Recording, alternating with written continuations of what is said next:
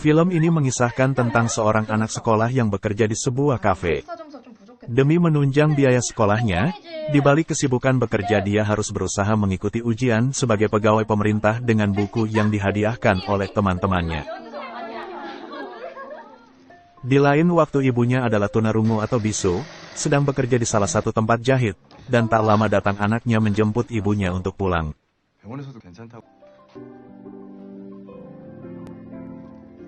Keesokan hari ibunya sedang bekerja, namun penyakit ibunya kambuh lagi, dan di saat ibunya melihat foto bersama di handphone, datang sang bos menanyakan kabar anaknya. Ternyata bosnya telah jatuh hati kepada anaknya Yunyang, dan bos berniat untuk nikahi anaknya. Dengan rasa marah ibunya menamparkan bosnya yang kurang ajar itu. Bos datang menjumpainya di kafe tempat ia bekerja, mengecek keberadaannya dengan cara memesan secangkir kopi. Namun di saat malam pun tiba ia merencanakan niat jahatnya.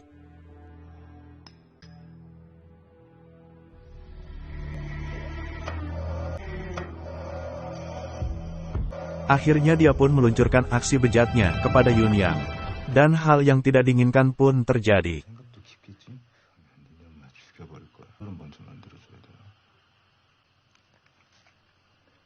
Dengan rasa dendamnya dia langsung memukul bos ibunya dengan hantaman batu yang keras sehingga mengakibatkan kematian.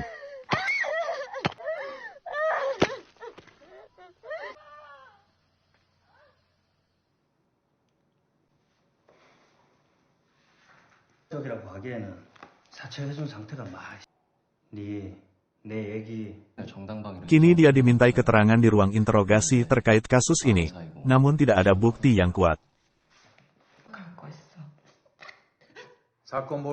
Hal ini tidak bisa dijadikan kasus pembelaan diri karena pelaku sudah mampus, dan tidak ada bukti, dia dihukum 5 tahun penjara.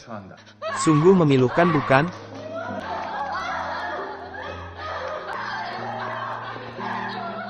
Kini dia harus menjalani masa tahanannya di penjara, dan harus bergabung bersama para narapidana lainnya. Salam perkenalan pun tiba, mengakibatkan Yunyang babak belur.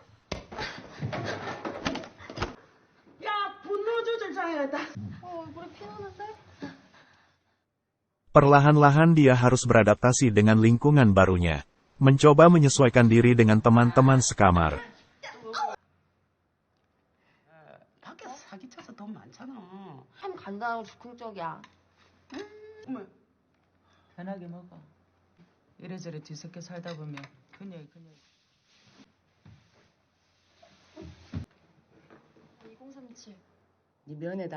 Tiba-tiba ada pengunjung yang ingin menjumpainya. Ternyata itu adalah ibunya yang sangat merindukannya. Dengan tegar dia mencoba berkomunikasi baik dengan ibunya.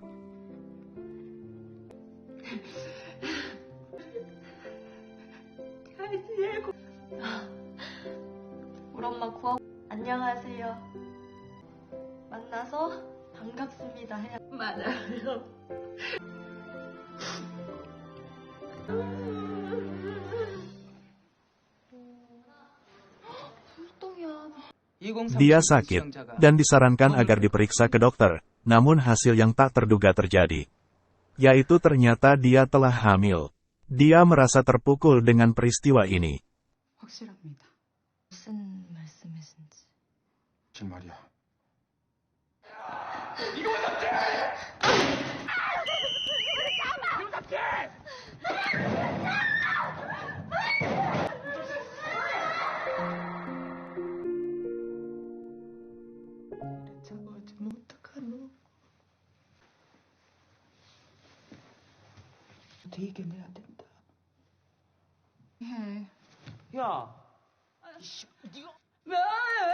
Besoknya datang ibunya ingin mengunjungi anaknya, namun dia tak ingin dikunjungi oleh siapapun. Dengan rasa sedih, ibunya harus pulang dengan kehampaan.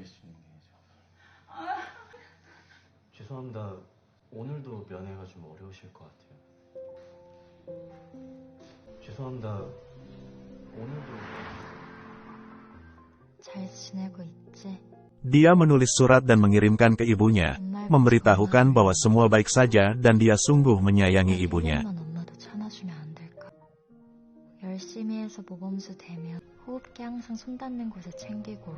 도라지 약물도 달여서 자주 먹고. 사랑해, 엄마.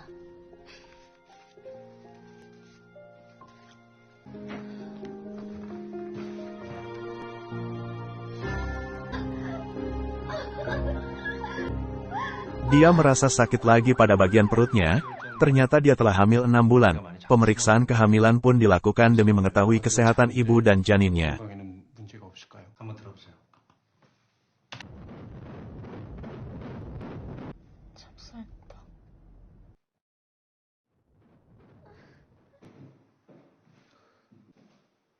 Tiba sidang lanjutan. Setelah pembelah menjelaskan kasusnya, berhasil mendapatkan perubahan masa tahanan dari 5 menjadi 1 tahun sesuai keputusan hakim.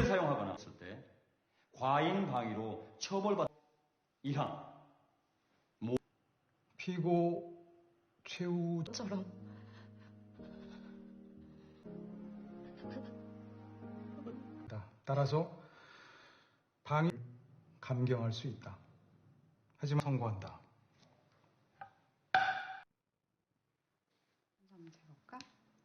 Tahapan demi tahapan pemeriksaan kehamilan dia lalui, demi mendapatkan petunjuk ke depannya. 소변을 너무 자주 보는 거 빼고는 참아. 그리고 약 자주 먹으면 안 좋으니까. 못 참겠으면 그때 먹을게요. 2037 Berkat kepala sipir lembaga, dia diberlakukan baik. Umurnya mengingatkan kepala sipir kepada anaknya yang kurang lebih seumurannya, membuat kepala sipir merasa prihatin. 같은 또래야. 그래서 그런지 어른들이 나쁜 거 방에서 쉬는 게 어때?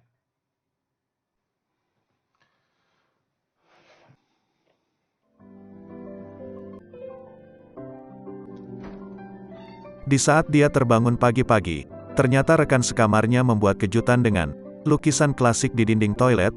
Mereka pun menyiapkan pakaian bayi dengan bahan sederhana. 색깔이 왜 이래? 왜? 애 태어나자마자 태어나면서부터 아기 재수가 될 수 없잖아. 아기 예수. Hari pun berlalu, kehamilannya semakin bertambah dan waktu melahirkan semakin dekat. Mereka merencanakan persiapan untuk kelahiran bayinya. 다른 건 몰라도 이름은 윤영이한테 상의 도와주는 거지 그때. 그러면 좋지 않겠나? 보니 어떤 연약한 알맹이를 보호하는 역할을 하는 거지. 네, 알미.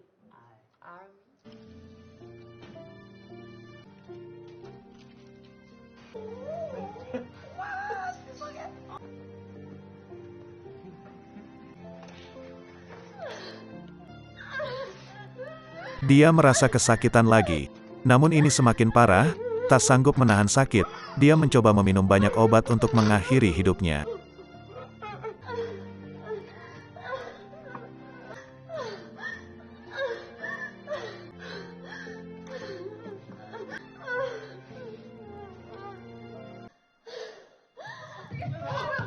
Dengan sigap para napi langsung meminta bantuan petugas agar dia segera ditangani secara medis.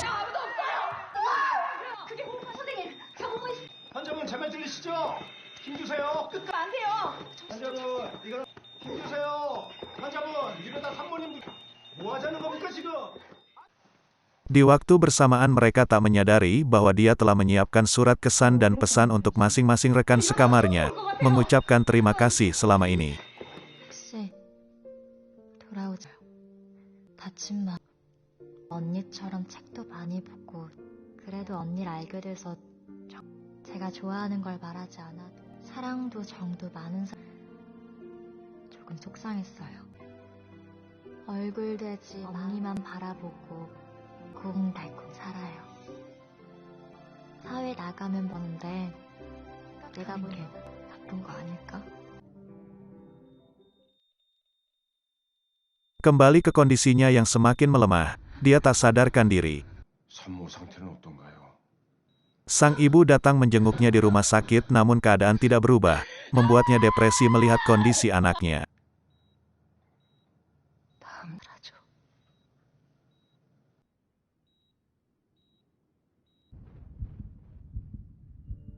Akhirnya Yun Yang tersadar dan anaknya diadopsi oleh orang lain. Sementara dia harus mengikuti tes menjadi pegawai pemerintah untuk hidup bahagia bersama ibunya. Terima kasih Anda masih setia menemani channel Sahabat Ampa-Ampa.